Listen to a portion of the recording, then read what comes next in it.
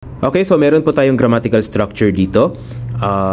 One of the grammatical structures used in EPS topic. Okay, so 면 안 됩니다. Okay, so ibig sabihin po niyan is you're not allowed if. Okay, so not allowed if or not allowed. Okay, so bakit naging ganyan yung meaning? So isa-isahin natin guys. Itong 면, it means if. Okay, so yung complete form niyan guys is 면. Okay? So, if. So, for example, kung sasabihin mong, if you sleep, so, yung to sleep is jada. Okay? So, if you want to say, if you sleep or if I sleep, so, tatanggalin mo lang yung da, yung maiiwan is ja. Okay? The verb stem. Okay? And then, since vowel yung last, so, pag vowel yung huli, so, therefore, you have to put myon. Okay? So, therefore, jamyon means if you sleep or if I sleep. Okay? And, for example, if you go or if I go. So, ano ba sa Korean yung go? Yes. Ga. Okay. Kada. Okay? So, if you say if I go or if you go, so, remove the, yung maiiwan, ka, and then add myon. Kasi vowel, yung last. Okay? So, kamyon. Okay? So, 한국에 가면. So, if you go to Korea. Ganun, no? So, myon. Okay. Let's say, for example, to sit is an. Okay. Anta.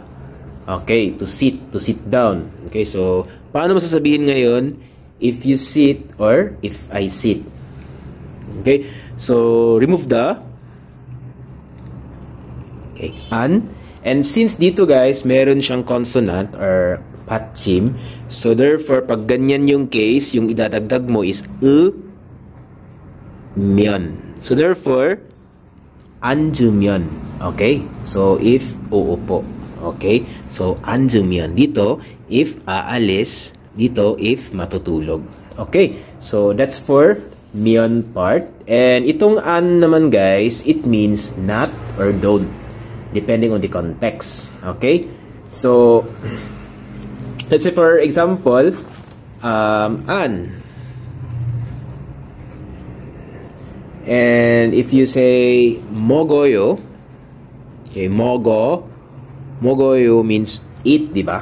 Okay, so if you say an mogoyo means I don't eat or hindi kakain. Okay, hindi. So, in Tagalog, we can say hindi, yung an. Okay? So, dito, demnida, it means, itong demnida, guys, it comes from the verb tueda. Okay? And tueda has a lot of meanings. Marami siyang mga ibig sabihin.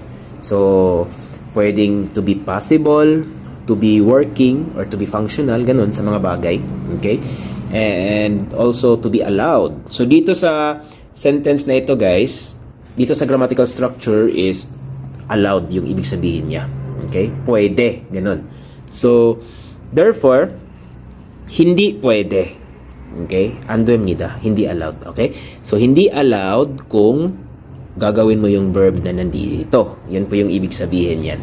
Okay? So, we have sample sentences dito sa baba guys. Okay? So, number 1 is 빨리. Okay? 빨리 운전하면 안 됩니다. Okay? So, ano kayang ibig sabihin nito, guys? So, okay.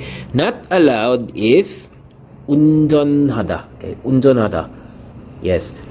To drive. Okay? So, not allowed if you drive 빨리. Okay? Quickly. Mabilis. So, bawal kang mag-drive ng mabilis. Okay? So, next. 밤에 많이 먹으면 안 됩니다. Okay. So, 밤에 많이 먹으면 안 됩니다. So, ano ibig sabihin nito, guys? So, 밤 means night. So, is, dito is, ginagamit siya as time particle.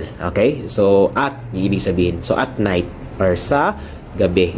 Okay. Itong guys, it just means sa. Mani means a lot. And 먹으면, so nandito yun guys. So 먹, again, from the verb 먹다, to eat. And 으면, if. So if kakain ng marami sa gabi, ganun yung ibig sabihin. 안 됩니다. Not allowed. So you're not allowed if you eat a lot at night. Okay? Then the last sample here is 술을 마시면 안 됩니다. Okay? So 술 is alcohol. 예를 들어서 맥주, 소주, 그런 것들을 술이라고 합니다. Okay? So tawag sa kanila is 술. Okay? And 마시면 if 마시. Okay? So yung 마시 from the verb 마시다, yes, to drink. Okay? So if you drink alcohol, 안 됩니다. Not allowed. Okay? So that's how you can use the 으면 안 됩니다 when you want to prohibit something. Okay? Or when you want to prohibit someone. And sometimes guys, in the daily conversation, the 됩니다 part, magiging ano yan po, dueo. Okay?